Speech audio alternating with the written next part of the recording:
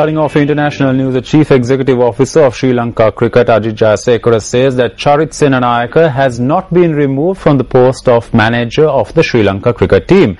He said that Michael de Zoisa has been named as manager of the Sri Lanka cricket team for the upcoming Bangladesh tour of Sri Lanka.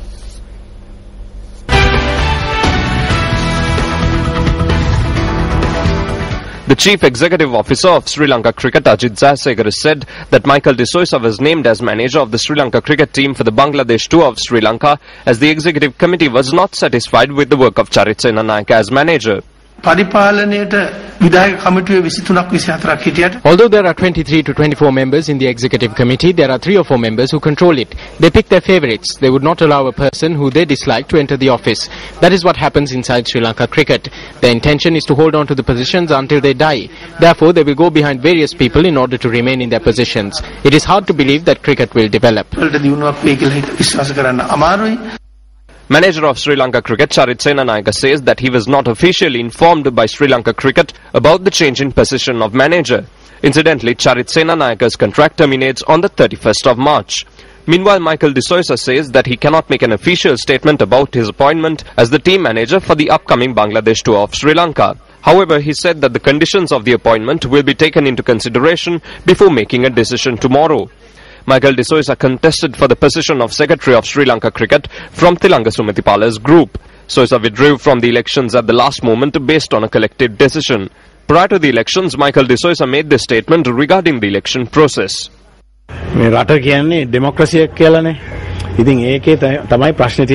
This country is a democratic country, that is the problem. We are not sure whether it is a democratic process. Many people have told us that they have been pressured. On the 19th of December, they announced a list of delegates, but most of them were later changed. This was done to change the votes received by one group. That is not good.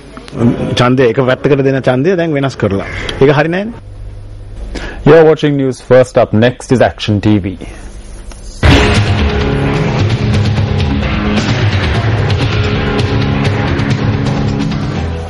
Preparations were made on the 24th of January this year to resurface this road, which runs across the old kingdom of Panduwasnuwara to Narammala. The foundation stone for the resurfacing of this 13-kilometer stretch of road was laid on the 7th of March 2011. However, on the 2nd of May and on the 2nd of November 2012, Action TV revealed that the resurfacing of the road had not been undertaken as scheduled.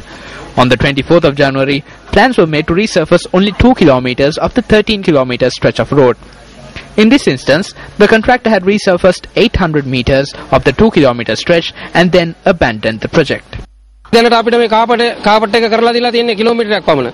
asked that they at least complete the 2 kilometers in the first phase and afterwards resurface the 13-kilometer road all the way to Maviyala. This will make us happy.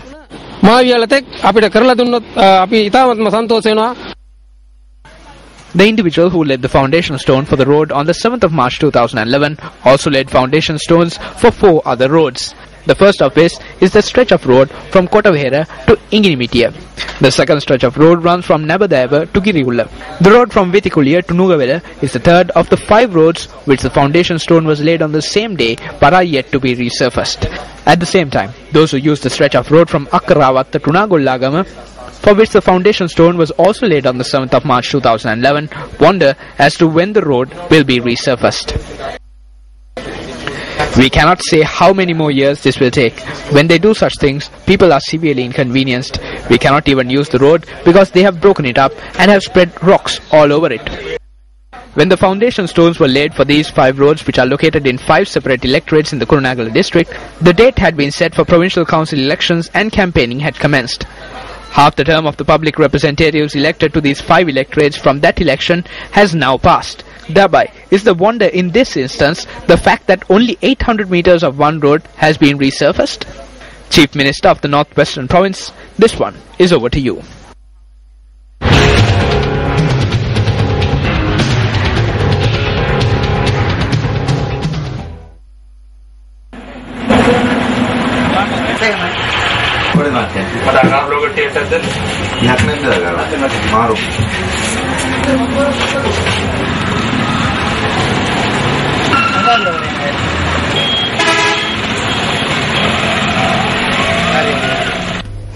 Although it would appear strange that these people are using these modes of transport to get to Angaharu, or Mars as it is known in English, it is not the planet that they are travelling to. Sounds interesting? Well, let's take a trip to Angaharu Lokaya. The News First crew decided to inquire into Angaharu Lokaya, located in Sri Lanka, after hearing information from Mahiyangane and Padya Thalawa that piqued our curiosity. Angaharu Lokaya යන්නේ කොහොමද මේ? මෙතන අර ඉස්සරහ තියෙන හන්දියෙන් ඇරලා දකුණට තියෙන පාරේ යන්න ඕනේ. හරි බොහොම ස්තුතියි. After getting directions, the News First team travelled about 16 kilometers from Mahiyangane towards Padya Thalawa. This is the village of Angaharu Lokaya that we were looking for. This village is actually named Galkada, but it is popularly known as Angaharu Lokaya.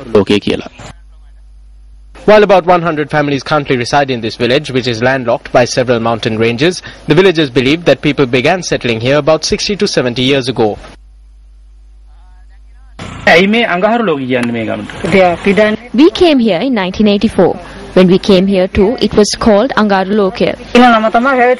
Some say it is called Angaharu Lokaya because there are no provisions or any sort of relief that reaches here. කතා දෙකක් තියෙනවා. ආපු දේශපාලනඥයෙක් එනකොට මේ අය දුවපු නිසා. There are two stories. There is a belief that it is called Angaharu Lokaya because some people ran when a politician came here. There is another story that the people used to abandon their homes and leave when the assistant GAs came here to carry out their duties. රාජකාරී කටයුතු සඳහා එනකොට මේ අය ගෙවල් අතහැරලා යනවා.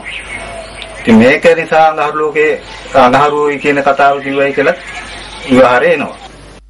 The indigenous community who reside in the area also have a theory on why it is called the Angaharu Lokaya. About 2 or 3 families settled in that village to do chena cultivation. They travelled by foot. When travelling to foot, you have to climb up and down mountains. So the people said that to travel here was similar to travelling to Mars. Agriculture is still the main source of livelihood for these people. Wild elephant incursions are a threat faced by the villagers of Angaharu Lokaya, much the same as people in other areas.